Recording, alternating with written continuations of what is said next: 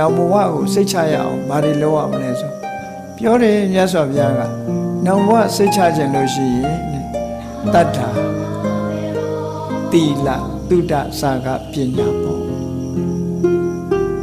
တရားတိလစာကပညာတခါတလေ၄မျိုးပဲဟောတယ်ခါလေ၅မျိုးဟောတယ်အဲ့တော့တတ္ထာတိလသုဒ္ဓစာကပညာလို့ဆိုတဲ့ဒီအရေးချင်းတွေကိုယ်တဏ္ဍာမှာရှိအောင်အေးယုံကြည်ခြင်းရှိရမယ်မြတ်စွာဘုရားရဲ့အဆုံးအမကိုယုံကြည်တယ်ဆိုတာလက်ခံတယ်လိုက်နာတယ်အဲ့ဒီတရားရှိလာလို့ရှိရင်ဘာဖြစ်လဲကိုယ်ချင်းတရားကိုထိသိမ်းဆောင်ရှောက်တယ်အနည်းဆုံး၅ပါးသီလလုံးအောင်ထိသိမ်းဆောင်ရှောက်တယ်သီလသုဒ္ဓမြတ်စွာဘုရားဟောတဲ့တရားဓမ္မတွေစီးပူအထုတ်မယ်လောကမှာအကျိုးရှိရာအကျိုးရှိကြောင်းစာပေတွေဖတ်မယ်သိယူမယ်မှတ်သားမယ်လောကမှာရှိတဲ့ဒီပညာတွေကိုသင်ယူမယ်မှတ်သားမယ်ဒီပညာရက်တွေကလည်းကိုယ့်ဘဝမှာအကျိုးရှိချောင်းနောက်တဲ့အခါကျတော့ပညာစာကရလာတဲ့ပစ္စည်းဥစ္စာကိုအများနဲ့ခွဲဝေပြီးတော့သုံးနိုင်တယ်စွန့်ကြဲတယ်ပြီးကန်းတယ်စာကဟောနောက်ဆုံးတစ်ခုကျတော့ပညာဒါတော့အရေးကြီးဆုံးပါပညာဆိုတာစီးပူအထောက်စီးပူအထောက်တာဘယ်နည်းနဲ့စီးပူအထောက်တယ်လဲလို့မေးမယ်ဆိုလို့ရှိရင်ကိုယ်တိုင်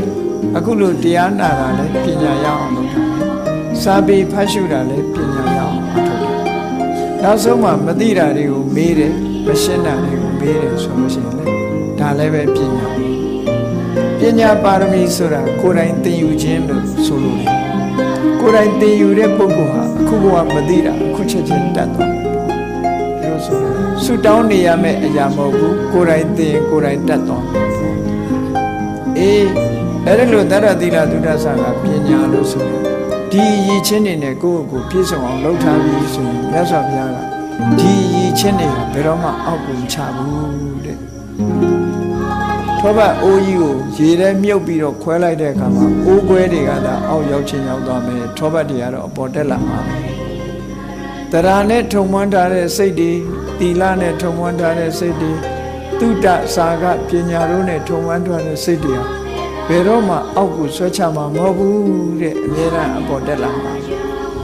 ဒီလိုဟောတာဟာတမ္ပရာယိကထာလို့ခေါ်တယ်